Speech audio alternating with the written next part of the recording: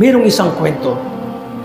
Kwento ng isang lalaki na may mabigat na panaisipan hinggil sa buhay dito sa mundo.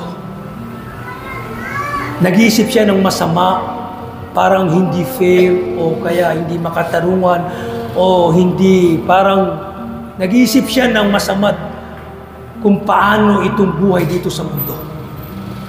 Meron siyang kaibigan. Nagmamasid siya, tinitignan niya itong mga mansyon na pagmamayari ng mga mayayaman. Sabi niya, "Ya kapatid, kaibigan, ayna nahnu hina qusimat hadhihi al-amwal?" Sabi niya, saan tayo noong ibinahagi ang mga kayamanan na ito mga palasyo? Ibig sabihin, saan? Bakit di tayo nabigyan ng ganitong mga kayamanan? Parang hindi fair. Nasaan tayo nung ibinahagi ng Panginoon itong mga parte na ito na kayamanan? Tayo mahirap, sila mayaman. Yun ang punto. Sabi ang ginawa ng kanyang kaibigan, dahil naunawaan niya ang buhay dito sa mundo at ang pagsubok ni Allah, dinala niya yung kanyang kaibigan sa hospital.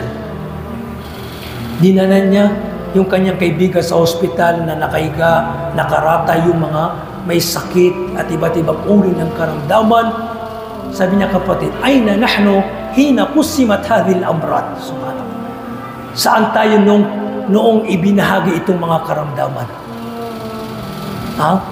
Matalinhaga, kasagutan na kung bibigyan ng malalim na kaisipan, magiging magaan sa kanya yung pinagdadaan niya yung pagsubok. Sabi niya, magpasalamat ka, kapatid. Saan din tayo sa mga sakit na ito nung ibinahagi sa kanila ng Panginoon ni Allah subhanahu wa ta'ala?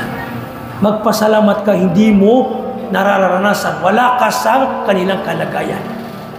May mas matindi pa sa iyong pinagdadaanan, kapatid. Magpasalamat ka kung anong ipinagkakaloob sa iyo ni Allah subhanahu wa ta'ala. Ang mahalaga sa halal na paraan, nakakapagsala ka, napapalapit ka ng anong meron ka kay Allah subhanahu wa ta'ala, naalala mo si Allah subhanahu wa ta'ala, nakakapagsabot ka, nakakapagsabi ka ng alhamdulillah. Subhanallah. Yan ay isang napakalaki ng biyaya dahil hindi sukatan ng tagumpay ay sa laki ng kayamanan. Sabi ng Rasulullah bilang panghuli,